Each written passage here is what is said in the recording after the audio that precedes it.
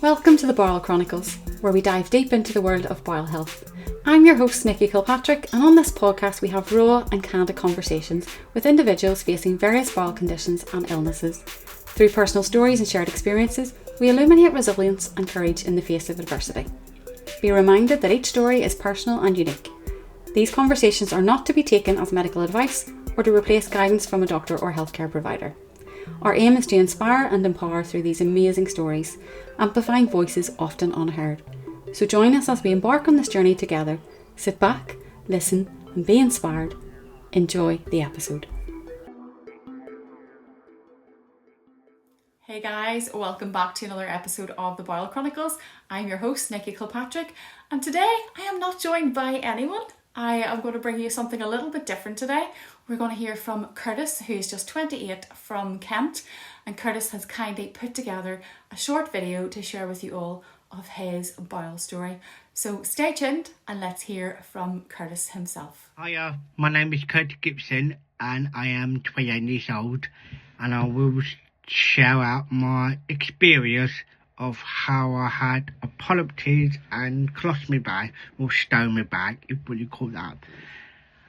I've got a couple of questions to ask on my iPad, but I will give out the answer because the answer is on my iPad. So, question 1. Can you tell me when you had your bowel trouble started and how old were you and what were your symptoms? I was 9 years old and couldn't go to the toilet. I went to the doctor who sent me to hospital to have an x-ray. And by the time I got back to the hospital, the doctor was rushed into the surgery because what happened, that a polyps had been sucked into my intestine and was tearing my small intestine. So that's how I found out that I had juvenile polyps. Number 2, how long did it take for the doctor to do something or make a referral to gastro for you? Same day I went to my GP. How did they diagnose this? Did you have a scan or scope done? I had an x-ray. Number 4, how did they manage your symptoms until 21? Did they have you on medication or did they do a regular removal of polyps? I had endoscopy every year where they laser off 10 of them and had to keep the one that they want to keep it on. So what they do is every year they check my polyps by looking the camera down my throat and my other end. Because what they do, they cut off 10 big ones, and they want to keep a small one because it's not harm. So they just cut off 10 big ones, and they want to keep a small one just in case if we're growing near later than that. I've lost it. Number 5.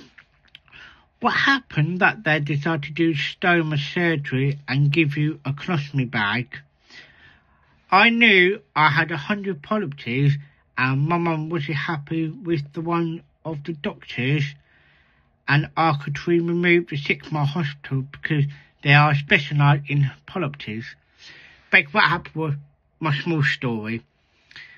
In 2020, end of 2020, I was in the hospital because I was in pain.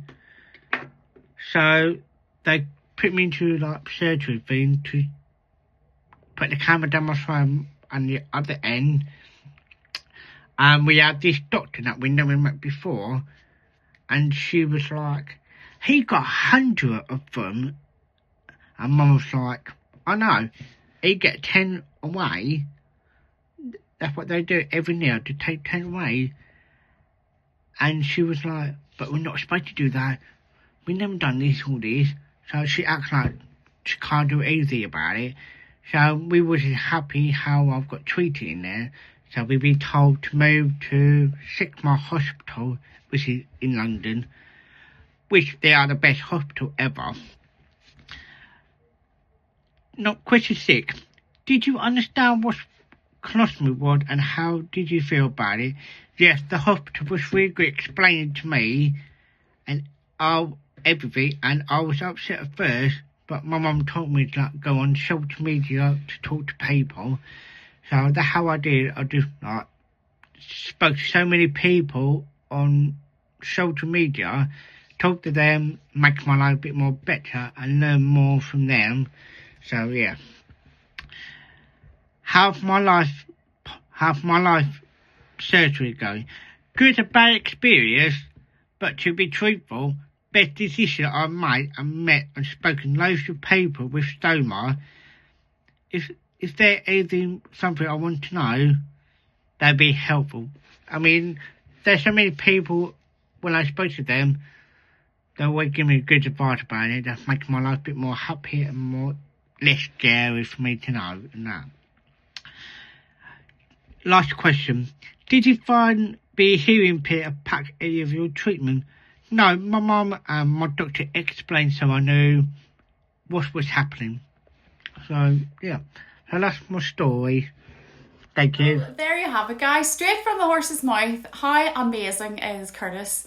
Curtis, I just want to say a big, big thank you for taking the time, making your own video to send over to answer the questions that I was asking of you.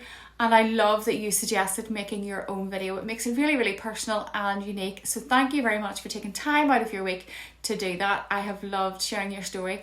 Guys, if there's anything that you have questions to and you would love to ask Curtis, his Instagram TikTok account will be tagged below here in the show notes. So please go give him a like, give him a follow. Get in contact with him if you have any questions, or likewise get in contact with myself. We're not professionals, we're just sharing our own individual stories, and if you need help in any way, go and seek professional advice. But for now, that's it for another week, guys. Do come back and join us next week for another episode.